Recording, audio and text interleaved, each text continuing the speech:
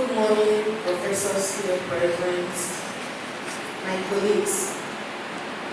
I remain Dr. Ifeoma from Faculty of Law. I'm at the preamble. Starting from the beginning, let me read and then make my observation. The University of Port Harcourt affirms its commitment to creating a gender-equal campus, knowing full well that gender equality and the rights of the person to be free from discrimination are enshrined. That is what I'm adding now. That is what I'm suggesting now. Are enshrined in the Constitution of the Federal Republic of Nigeria as fundamental human rights. And at that point, I put full stop. I said are enshrined in the Constitution of the Federal Republic of Nigeria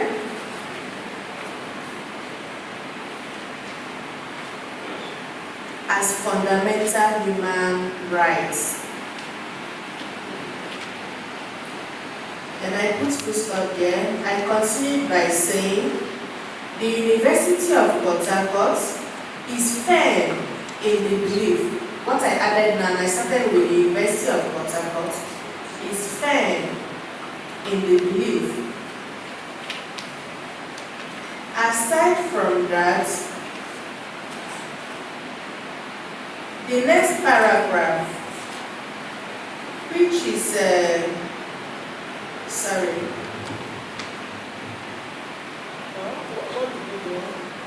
What after the full stop?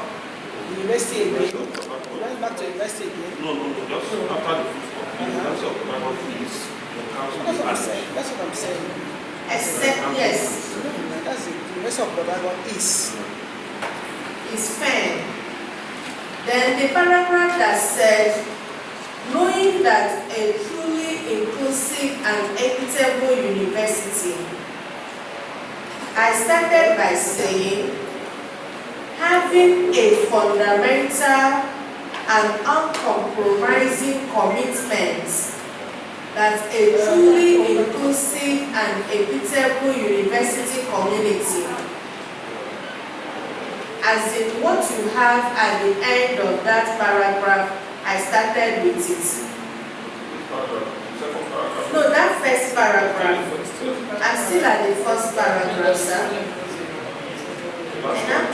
I started with where you have knowing that a truly inclusive and equitable university. I started by saying having a fundamental and uncompromising commitment that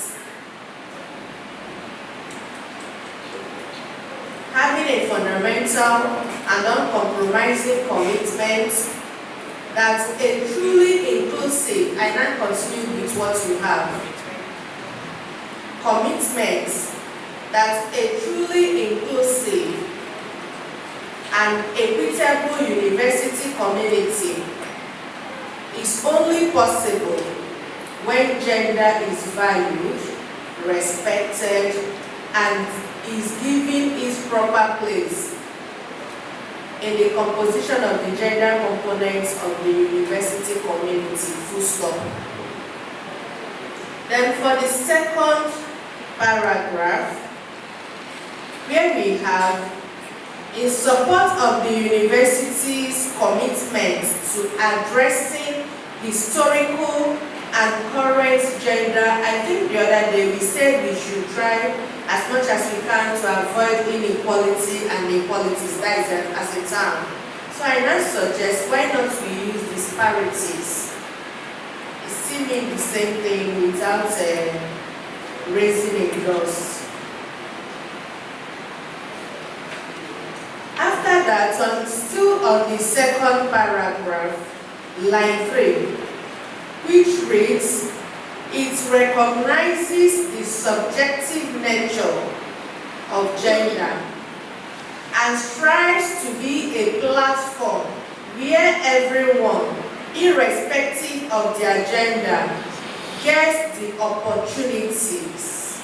Instead of and there, I suggest while biases and stereotypes are challenged and broken, because we are not conjoining what we said with the biases that we are erasing. That's why I suggest we use while instead of and. Then the third paragraph, I suggest that instead of expressly starting with this policy is in line with, I said in recognition of national and international frameworks, because we are in line with them because we recognize them.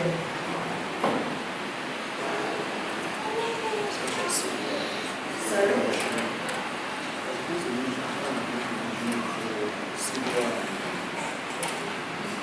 Okay, we don't necessarily need to mention them. The international frameworks, they are already there, and it will equally enable us to accommodate others as they come. Previously, we had only UNIHR before the international covenants. Now we have CEDAW, and there are lots of them. So just having international framework there, I think it suffices. Then, relating to gender equality and sustainable development, this policy outlines the university's strategic objectives. What I just added there is this policy after inserting a comma. Then in our last class, I think we agreed in respect to the health services to remove comprehensive and find another appropriate adjective. You said? Adequate. You suggested adequate. No, it's not intervention. Intervention is there on this one. We are talking about the comprehensive health services. Comprehensive should be changed to adequate. Okay, it's the third paragraph. Yes, still on the third paragraph, second to the last line. Then the fourth paragraph is where we also needed to capture the reporting system. Okay, And ma'am. that reporting is what actually makes us realize that there's something and we have to deal with it. Yeah, I think it has to be captured and it's part of it. Table access to official and other resources support to work provide adequate help. We have a second. Let's have a second. Should be included there. Yeah, The report pathway should the report pathway. All right, the report pathway should be very clear. So maybe after that stereotype report pathway, adequate health services. Are we all there? Hello? Yes, I see where you are. Yeah, the same line, the second to that last line, on the top paragraph. If you say combating gender stereotypes, the reporting pathway should also be part of it before adequate health services are provided for mentorship and networking across the network. Is that? Okay. Yeah.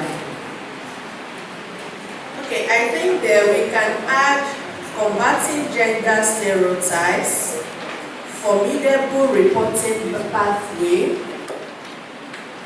adequate health services, and the rest. Why formidable? Is to show how strong it's going to be, how strong and confidential. Yes, the level of commitment from the university. That is why I suggest we should add the adjective formidable. Remember, it's a suggestion.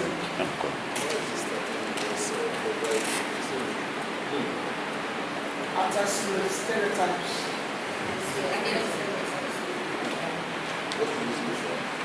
We should have the formidable.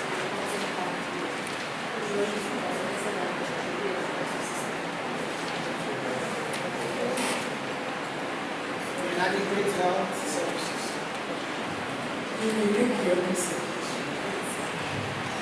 Okay, thanks for that permission to continue. Then in the the fourth paragraph, which is now going to be emphatic, I suggest that we start with the word therefore, this document is not, because that is the paragraph that is showing our seriousness. This document is not just a policy. Then I continue, okay, let me just read what I have here. Therefore, this document is not just a policy of Apex, but also a framework for what needs to be done and subsequent continuous improvements. The University of Port Harcourt's gender policy is a living document that will, what I have here, I said, that will be examined, assessed, and updated periodically to guarantee that it is applicable. The periodically comes after all these. I think we should have as the need so that there will be a situation where it might not be. Is here after the periodically or as the need arises? Yes. But the periodically should be moved from where it is to down. Exactly. Because we need to address because there might be time when we will need it. You understand? So why capture it? Like that TP has said that not there is already been captured and arrived. And then also we need not wait for the specific number of years we mentioned. If there is an exigency that demands change. So does that mean So from that, will be examined, assessed. Will be examined, assessed, and updated periodically or As the need as the need arises to guarantee that it is applicable, blah, blah, blah. So guarantee its applicability. Okay? Grammar. It's okay. to guarantee that it's applicable? Okay. It's applicable, effective, and practical. Okay. Now, under the objectives, You need to observe any further. the bullet Sorry, you need to observe any further. number 9 that says to provide intervention for the survivors. The 10, to provide intervention for who? I now suggest to victims of sexual harassment and gender-based violence, and offenders should be made to face law. There I changed it. I'm suggesting offenders should be held liable or accountable. Yesterday we said the offender, the couple should be brought to What? It's not the same thing. If you are facing the law, I have that's it. Is it 9 and 10? Sam. Okay. Yesterday we mentioned should be brought to book. Yesterday. So I think we should maintain that language should be brought to book. Let's not focus on the offenders. We need to face the law. Let us focus on should be brought to book. As I agree with people yesterday. Now we're looking at language. We're looking at the language here. They are facing the law, yes. I agree they are facing the law. But let us make use of that language to ensure that we are being more focused rather than because some persons see the use of language as being focusing on a particular gender. But when people talk about people being culprits being brought to book, their focus is on the male gender. But if we use brought to book, anybody, it can be same sex.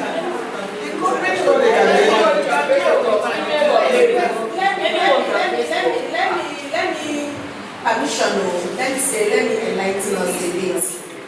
When we come to sexual offenses, gone are the days that sexual offenses are being perpetrated by only males. Because now even the instrument of the sexual offense has changed. The object has changed, the subject has changed, because the VAP law and VAP law applicable in Rivers State and VAP Act as is applicable in the Federation recognizes that even pen can be used, even needle and all that. Therefore, the object and subject of sexual harassment has automatically changed. While we are looking at language to be made to face the law and to be held liable or accountable is, the other day we agreed that this thing is going to be an international document.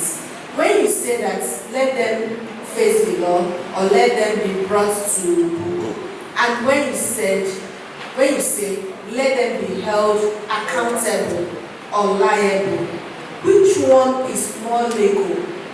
Which one will linguists be more prone to it? Should be more liable. Should be more liable. More liable or accountable. Should be more liable. To be Should held be more liable. liable. Whatever you say, I think they are all referring to the same thing. You say law, bringing the person to book. You say liable, you're bringing the person to book. You say accountable, you're bringing the person to book. But I have issue, even that we have that issue of bullet 9 and 10. To provide intervention for the survivors of reproductive rights abuse for all gender. We have issues there. And then immediately after, you're not having to provide intervention of sexual harassment and gender-based. I think we needed to tweak it, because when we say provide intervention for survivors of reproductive health rights, is it reproductive rights? Reproductive rights. So, how acceptable or how known is it to the people out there? Because we know what we are dealing with. Now, even though we agree that reproductive health rights is a very important aspect of gender studies, well, here we are looking at sexual harassment and gender-based as This nation, I don't think this objective will achieve much. That's what I'm saying. I don't think it will, because it's still a movement that is ongoing, but there is no law on it for now.